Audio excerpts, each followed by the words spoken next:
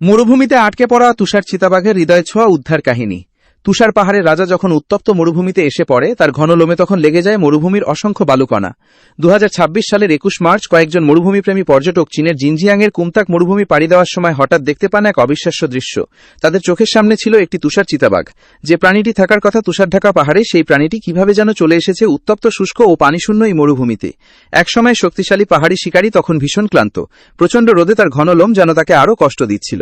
মরুভূমিতে ছায়া নেই, পানির কোনো উৎস নেই, আর চারদিকে শুধু উত্তপ্ত বালু। তীব্র গরম থেকে বাঁচার জন্য দুর্বল তুষার চিতাবাঘটিকে শেষ পর্যন্ত একটি গাড়ির নিচে আশ্রয় নিতে দেখা যায়। সে সেখানে শরীর গুটিয়ে শুয়ে পড়ে, যেন সামান্য ছায়ার মধ্যেই নিজের শক্তি ফিরে পাওয়ার চেষ্টা করছে। দৃশ্যটি দেখে তীরে থাকা মানুষগুলো অত্যন্ত চিন্তিত হয়ে পড়েন। তারা প্রাণীটিকে বিরক্ত না করে দ্রুত স্থানীয় কর্তৃপক্ষকে খবর দেন। ঘটনাটি খুব দ্রুত সামাজিক যোগাযোগ মাধ্যমে ছড়িয়ে পড়ে।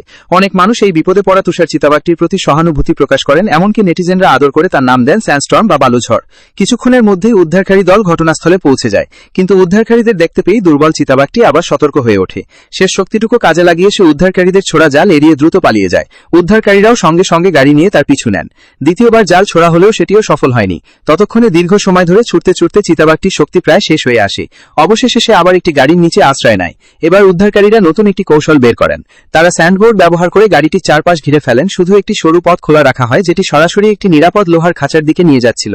এরপর খুব ধীরে এবং সতর্কতার সঙ্গে তারা চিতাবাঘটিকে সেই পথের দিকে এগিয়ে নিয়ে যেতে থাকেন। 1 পা, 2 পা, এভাবে ধীরে ধীরে তুষার চিতাবাঘটিকে খাঁচার ভেতরে নিয়ে আসা সম্ভব হয়।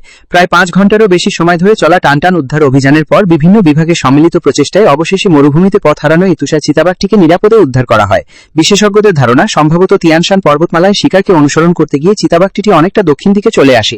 এরপর ধীরে ধীরে নিজের পরিচিত পাহাড়ি এলাকা থেকে অনেক দূরে সরে গিয়ে মরুভূমিতে ঢুকে পড়ে এবং পথ হারিয়ে ফেলে। ভাগ্য ভালো যে চরম বিপদের সেই মুহূর্তে তার দেখা হয়েছিল একদল সহানুভূতিশীল মরুভূমি অভিযাত্রীর সঙ্গে। আর মানুষের সময় মতো সাহায্যের কারণেই তুষার পাহাড়ের এই দুর্লভ রাজা আবারও ফিরে পেল বেঁচে থাকার সুযোগ। মরুভূমিতে পথ হারানো এই তুষার চিতাবাঘের গল্প আমাদের মনে করিয়ে দেয়, প্রকৃতির প্রতিটি প্রাণীর জীবনই মূল্যবান।